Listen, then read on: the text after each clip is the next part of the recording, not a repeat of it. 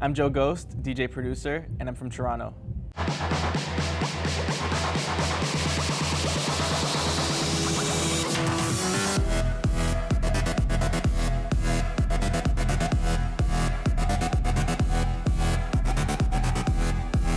I grew up in North York. I lived there until I was about 25, and then I moved downtown.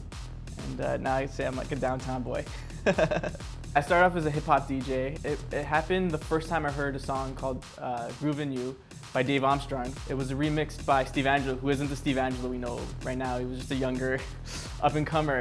And I remember hearing it and I was just blown away by how much energy and emotion was just in one song. So from there, I was just like, what is this music? I need to learn everything about it. I need to be a part of this music. I had an older sister. She grew up in the 70s, so she was all into like the rock and roll. And then I had a middle sister. She was into the NSYNC and Backstreet Boys. I grew up with the 90s hip hop. I feel like my musical influence came from all three of those combined. First club show was when I was about 15. I played in the club in downtown Toronto, which was 19 and over, and it was just a funny experience having to tell my parents, like, listen, I'm going to this club that my older sister goes to. You guys are gonna have to drive me. I might be done at 3. And then just having to get escorted into the club by bouncers, and then being surrounded, making sure like I'm not touching a beer or anything. It was a fun experience.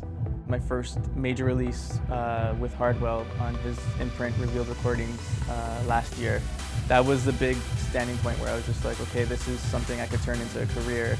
He just helped having my brand excel to the next level where people were like, okay, maybe we should take a note on this young kid out of Toronto. Earlier on, it was a struggle. Everybody in my family has education, so the first thing was like, okay, you need to go to school, you need to finish. But they've been seeing the success I've been having and they're really happy for me. In Toronto, the fans are they're very passionate about homegrown talent. People are just genuinely happy for somebody out of the city being able to explode worldwide. When they don't like something, they tell you, but when it helps to guide you in the proper direction, and when you put out a good product, they're happy to explode it. There's so many amazing places in Toronto. Burger Priest is one of my favorites. Even when people come into the city, I have to take them there, just be like, okay, In-N-Out Burger, you like that? This is gonna blow your expectations. We have a nice movement right now that's people around the world are starting to catch up on. A lot of young producers, a lot of new talent are coming and exploding out of the city.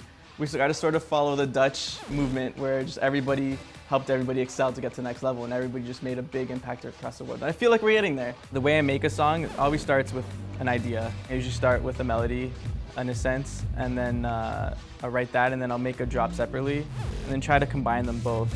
And then once I'm happy with a product, I'll test it out in the club, send it to a few DJ friends, get their feedback. Toronto takes into so many subgenres so quickly. I think it goes back to just the history of the city. It's just, there's so many different diverse backgrounds. The majority of our parents have come from another country.